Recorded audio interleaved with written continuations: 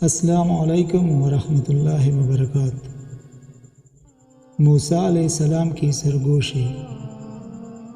موسیٰ علیہ السلام نے اپنے پروردگار سے سرگوشی کرتے ہوئے پوچھا، اے پروردگار، تیرا چہرہ کس جانب ہے، شمال یا جنوب کی جانب، تاکہ میں اس طرف منہ کر کے تیری عبادت کروں۔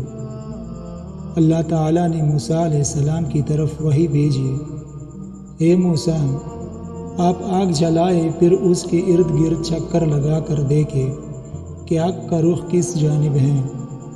موسیٰ علیہ السلام نے آگ روشن کی اور اس کے ارد گرد چکر لگایا، دیکھا تو آگ کی روشنی ہر چار سو یکساں ہے۔ چنانچہ دربار الہی میں عرض کیا، پروردگار، میں نے آگ کا رخ ہر جانب یکساں ہی دیکھا۔ اللہ تعالیٰ نے فرمایا، اے موسیٰ، میری مثال بھی ویسی ہی ہے۔ موسیٰ علیہ السلام نے پوچھا، اے پروردگار، تو سوتا ہے یا نہیں؟ اللہ تعالیٰ نے ان کی طرف وحی نازل فرمائی، اے موسیٰ، پانی سے بھرا ہوا ایک پیالہ اپنے دونوں ہاتھوں پر رکھ لو، پھر میرے سامنے کھڑے رہو اور نیند کی آغوش میں مت جاؤ۔ موسیٰ علیہ السلام نے ایسا ہی کیا۔ پھر اللہ تعالیٰ نے ان پر ہلکی سی اونگ ڈالی، پیالہ ان کے ہاتھ سے گر کر ٹوٹ گیا اور پانی بہہ گیا۔ موسیٰ علیہ السلام کی زبان سے چیخ نکلی اور گھبرا گئے۔ پھر اللہ تعالیٰ نے فرمایا، اے موسیٰ، میں آنکھ کی ایک جھپک بھی سو جاؤں تو یہ آسمان زمین پر دڑام سے گر پڑے گا، جیسے تیرا پیالہ زمین پر گر پڑا۔ اور یہ اللہ تعالیٰ کے اس قول کی طرف اشارہ ہے۔ ارشاد باری تعالیٰ ہے، یقینی بات ہے کہ اللہ تعالیٰ آسمانوں اور زمین کو تھامے ہوئے ہیں کہ وہ ٹل نہ جائے، اور اگر وہ ٹل جائے تو پھر اللہ کے سوا اور کوئی ان کو تھام بھی نہیں سکتا۔ وہ حلیم غفور ہیں۔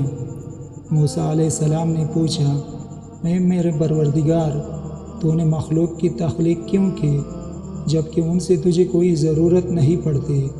اللہ تعالیٰ نے فرمایا، میں نے ان کی تخلیق اس لیے فرمائی ہے تاکہ یہ مجھے پہچانے، مجھ سے اپنی مرادیں مانگے اور میں ان کی مرادیں پوری کروں، اور میری نافرمانی کے بعد مغفرت و بخشش کی درخواست لے کر میری خدمت میں حاضر ہو، اور میں ان کے لیے مغفرت و بخشش کا پروانہ جاری کروں۔ موسیٰ علیہ السلام نے پوچھا، اے میرے رب، کیا تو نے کوئی ایسی چیز بھی پیدا کی ہے جو تیری ہی جستجو میں رہتی ہے؟ اللہ تعالیٰ نے فرمایا، ہاں، مومن بندے کا دل جو میرے لیے خالص ہیں۔ پھر موسیٰ علیہ السلام نے پوچھا، یہ کیسے اے پروردگار؟ اللہ تعالیٰ نے موسیٰ علیہ السلام سے فرمایا، جب مومن بندہ مجھے نہیں بولتا تو اس کا دل میری یاد سے لبریز رہتا ہے، اور میری عظمت اس پر محیط ہوتی ہے، اور مجھے جو یاد کرتا ہے میں اس کا ساتھی بن جاتا ہوں۔